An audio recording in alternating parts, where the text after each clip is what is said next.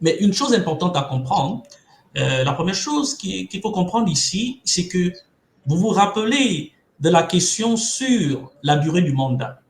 C'est une question qui était applaudie par tout le monde dans ce sens que les Gabonais, majoritairement, ne voulaient pas le septennat. Alors, pourquoi on le dit? C'est parce que c'est ce que l'échantillon nous dit. Aujourd'hui, l'échantillon nous dit qu'à 75%, les Gabonais veulent à la présidence de la République un Gabonais de souche, de père et de mère. Tenez-vous bien que le document qui a fuité récemment sur le projet constitutionnel va beaucoup plus loin que ça. Ce n'est pas juste père et mère, c'est aussi eux aussi, le père et mère gabonais. Mais quand nous avons dessiné notre étude, vous comprenez que nous n'avions même pas le deuxième élément qui le concerne. Ce qui veut dire que les choses peuvent changer dépendamment de la définition qu'on a.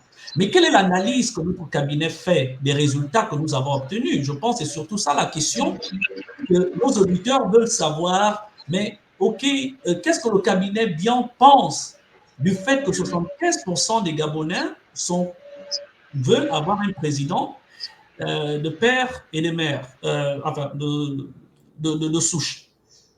Nous pensons dans le cabinet bien que c'est un vote qui est un vote sanction. Un vote sanction qui remonte même à l'ancien président Omar Bongo, que beaucoup pensaient être d'origine centrafricaine. Et vous avez aussi le président Ali Ben Bongo, comme vous savez, qui a été au pouvoir et qui beaucoup ont douté d'être le fils du président Omar Bongo.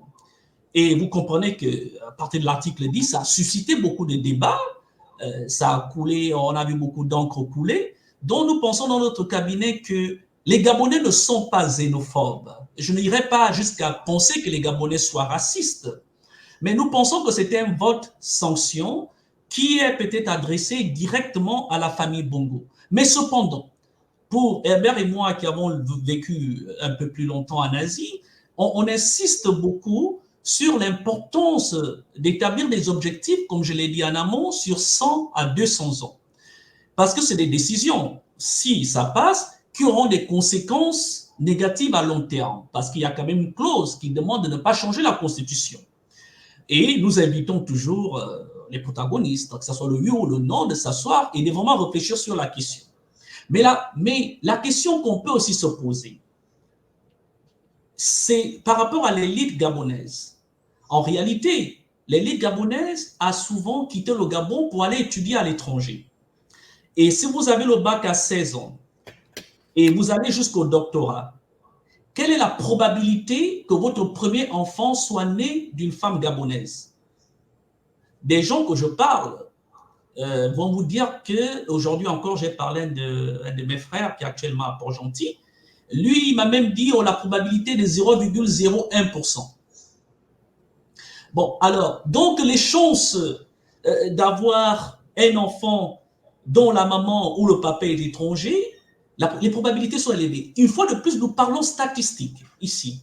Ce que nous comprenons, comme je l'ai dit une fois, c'est que George Weah, l'un des meilleurs joueurs, si ce n'est pas le meilleur joueur de tous les temps dans le continent africain, ça peut se débattre. Je pense que peut-être Boukaga n'est pas d'accord parce qu'avant l'émission, il regardait un match de football. On peut alors se poser la question de savoir, mais George Weah, après sa carrière de football, est devenu président de la République.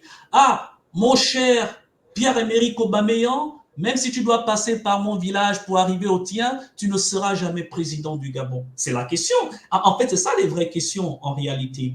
Et donc, nous ne sommes pas là pour diviser, mais de se dire, bon, est-ce qu'il y a possibilité de changer les choses? Puisque nous comprenons dans notre cabinet que c'est un vote sanction. Maintenant, éclatons le vote. Quand nous éclatons le vote, nous nous rendons compte que majoritairement, les Gabonais à 75% veulent un président gabonais de père et de mère. Oui, et de mère, oui. Mais comparons les Gabonais du Gabon et les Gabonais de la diaspora. Et ça, c'est très intéressant. Les Gabonais du Gabon pensent à 78,61% qu'il faut être de père et de mère gabonais. Les Gabonais de la diaspora pense à 59,18% qu'il faut être de père et de mère gabonais. Vous avez quand même une différence qui est statistiquement significative ici. Ça veut dire que c'est la première fois qu'on a un fossé, un grand fossé, entre les Gabonais du Gabon et les Gabonais de la diaspora. Mais cela s'explique par rapport à l'hypothèse que je vous ai donnée au départ. Je vous ai expliqué la méthodologie bien, comment est-ce que nous on résout les problèmes. On présente la situation et après on structure le problème. On met les hypothèses, on met différents éléments qui peuvent changer l'équation. Et quand on met l'équation dans l'analyse statistique, le résultat est différent. Et donc, vous comprenez que là maintenant, vous avez une fois de plus, ou pour la première fois, je dirais, les Gabonais de la diaspora qui pensent complètement différent des Gabonais qui sont à Libreville.